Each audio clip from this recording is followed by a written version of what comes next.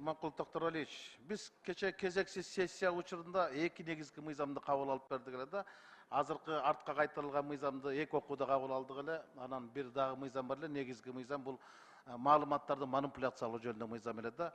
Эмнегедир президентибиз Садыр Нуркожоевич вето кое турган мыйзамга кол кое турган мыйзамга вето коюптур. Бул мен үчүн түшүнүксүз болуп калды. Албетте президенттин өзүнүн пикири болуш керек. Буга менин каршы пикирим жок.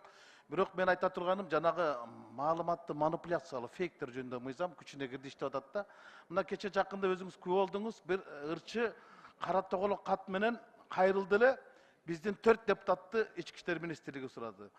Автор өзү айтып атат, бул фейк деп. Тиги 4-өөнү окуткан эмесмин, кол койгон эмес деп атат. Аппарат президент оңдоп коюптур, меники эмес деп атат.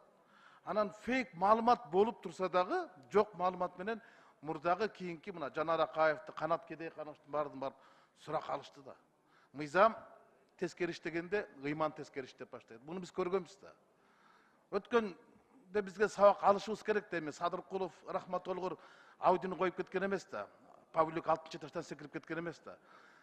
Мындай нерсе жакшылык алып барбайт да. Жакшылык алып барбайт, тополоң кылып жүрөт. Экинчи, мен өзүм кабылдым да. Мен хулиганды милицияларга берсем, кайта мени хулиган кылып чыгарышты. Мен өзүм ушул фейктин, ушул мыйзам каралып атканда мен ошол жерде каршы тургам, бул мыйзам иштебейт. Бул бийликтин куралы болот, бул бийликтин кумары болот деген. Мына факт. Биринчи эле иштегенде бийлик иштеди, оппозицияга каршы деди. Мына ушул эки нерсени Урманкул Токтуралиевич, сиз күбө болдуңуз, көрдүңүз, басакман. Жеке көзөмөлгө алып, териштирип көрүңүз. Бул жерде ички иштер министрлигине арыз жазган жок. Аппарат президентке жазса, анан мыйзам манипуляция.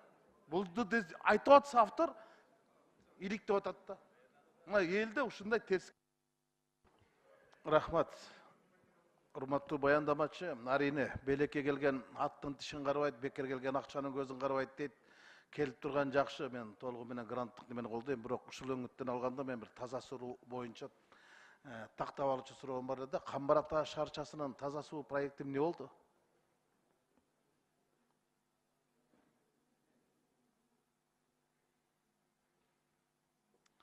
Самат Нарматович, сиз өзүңүз жооп бербейсизби? Сиз жакшы билесиз да. Ар жактагылар шыбыраш билбейт алар жаңы келген экен. Мен айтып атпайм, бизге жаңы эле өттү да. Мен азыр сиз айткандай арада 2 жылда тейлебей калып, ошондон сурап атканым. Мен бул маселе боюнча 3 жыл мурун сиз билчиңиз Камбар Ата шаарчасы. Жок, азыр 2 жылдан бери бизде болбой калды, ошон үчүн сурап атканым да. Мен тактап туруп жообун берейин сизге. Азыр мен жазып алдым. Камбар Ата боюнча. Бул 3 жыл мурун биз депутаттар барганда, Сурабалди, Элвира Жанар кылып, ошондо вада бердиңер эле. Араб фонду менен кирди, мына бүтөт дегенсиңер. Андан бери 3 жыл өтүп кетти, эчтеке бүткөн жок. Камбар Ата шаарчасы бул Токтогул районунун аймагында турат, бирок Каракөл шаарынын балансында турат.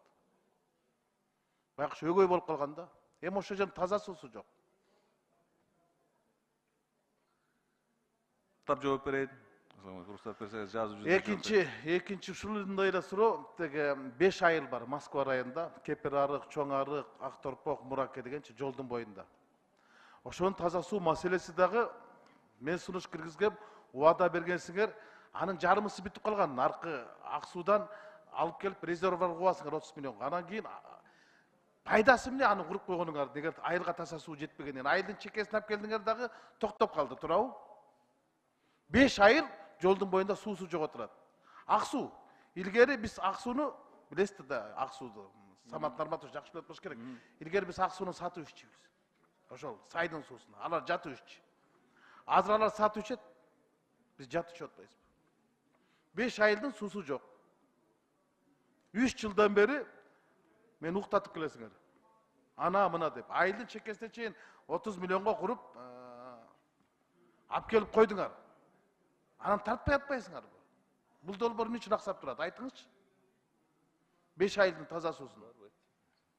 Урматтуу Рускелди Чинбекович, биринчи сурооңуз боюнча айта кетсек, бул Камбар Ата шаарчасы боюнча долбоор бүткөн. Долбоор бүтүп, республикалык бюджет аркылуу бүтүп, азыркы учурда строй монтаж жумуштарына киргизилген, 1 миллион сом каралган. Азыркы учурда ошол курулуш жумуштарын баштоо боюнча жумуштар башталды азыр.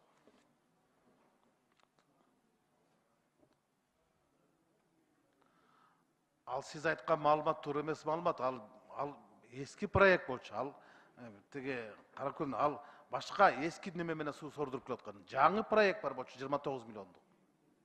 Араб фондунан каржылайбыз деп убада бергенсиңер. Киргиздик дегенсиңер.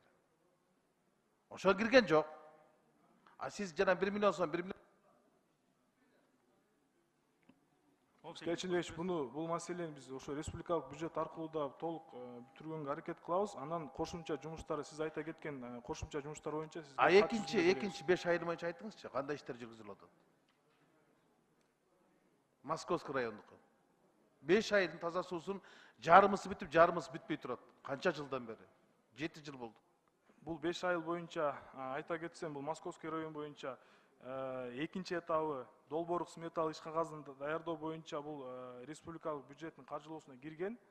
Азыркы учурда тендердик процедуралардын алдында, баштоо алдында турат азыр. Баштоо алдында турат, рахмат.